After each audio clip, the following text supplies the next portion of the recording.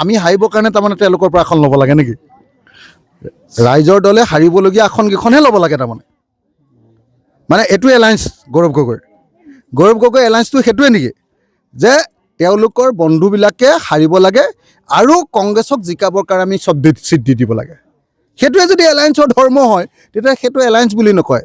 আমেৰিকাই যে ইৰাণ আক্ৰমণ কৰিছে, ইজৰাইলে যে ইৰাণ আক্ৰমণ কৰিছে, আমেৰিকাৰ হৈ গৌৰৱ গগৈ মোক যদি ভাবিছে, আমাৰ ৰাইজৰ দলক যদি ভাবিছে ইৰাণ, তেতিয়াহ'লে তেওঁ ভুল কৰিছে। আমি এটা স্বাভিমানী আঞ্চলিক ৰাজনৈতিক দল, জাতীয়তাবাদী ৰাজনৈতিক দল। এই স্বাভিমানী আঞ্চলিক ৰাজনৈতিক দলটোৰ লগত কেনেকৈ কথা পাতিব লাগে তেওঁ বুজি পোৱা দৰকাৰ। তেওঁ ৰজাৰ দৰে কথা কোৱাটো বন্ধ কৰা দৰকাৰ। তেওঁ বন্ধুৰ দৰে কথা ক'বলৈ আৰম্ভ কৰা দৰকাৰ।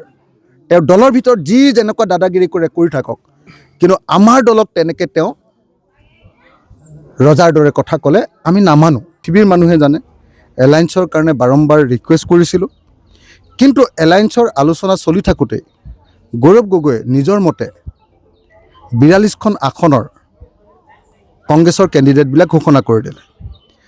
আলোচনা চলি থাকোঁতে আমাৰ দলৰ 5টা ছিট তেওঁলোকে ডিক্লেয়াৰ কৰি দিলে। মাৰ্ঘেৰিটা ঘোষণা কৰি দিলে, তাৰপাছত আপোনাৰ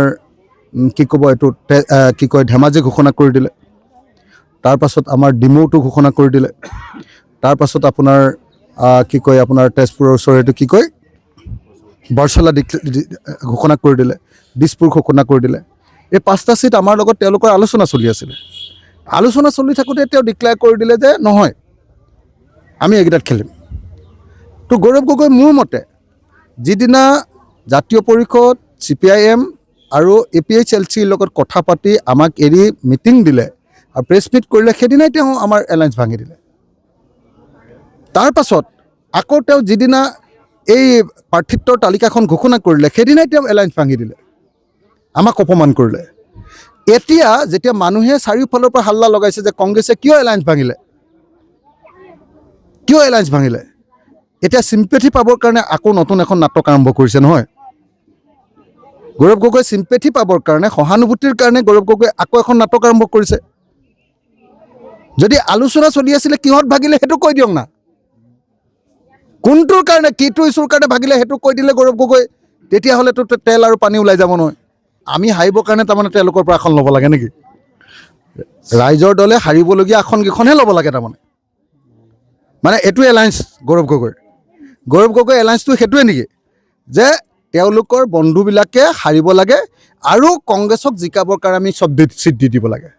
সেইটোৱে যদি এলায়েন্সৰ ধৰ্ম হয় তেতিয়া সেইটো এলায়েন্স বুলি নকয়। আমেৰিকাই যে ইৰাণ আক্ৰমণ কৰিছে, ইজৰাইলে যে ইৰাণ আক্ৰমণ কৰিছে, আমেৰিকাৰ হৈ গৌৰৱ গগৈ মোক যদি ভাবিছে, আমাৰ ৰাইজৰ দলক যদি ভাবিছে ইৰাণ, তেতিয়াহ'লে তেওঁ ভুল কৰিছে। আমি এটা স্বাভিমানী আঞ্চলিক ৰাজনৈতিক দল, জাতীয়তাবাদী ৰাজনৈতিক দল। এই স্বাভিমানী আঞ্চলিক ৰাজনৈতিক দলটোৰ লগত কেনেকৈ কথা পাতিব লাগে তেওঁ বুজি পোৱা দৰকাৰ। তেওঁ ৰজাৰ দৰে কথা কোৱাটো বন্ধ কৰা দৰকাৰ। তেওঁ বন্ধুৰ দৰে কথা ক'বলৈ আৰম্ভ কৰা দৰকাৰ। তেওঁ দলৰ ভিতৰত যি যেনেকুৱা দাদাগিৰি কৰি থাকক, কিন্তু আমাৰ দলক তেনেকৈ তেওঁ ৰজাৰ দৰে কথা ক'লে আমি নামানো। আপুনি বিচৰা বাতৰি পাব কেৱল নিউজ 18 এপত। নিউজ 18 এপ ডাউনলোড কৰিবলৈ স্কেন কৰক এই QR কোড। গুগল প্লে ষ্টৰতো পাব এই নিউজ 18 এপ।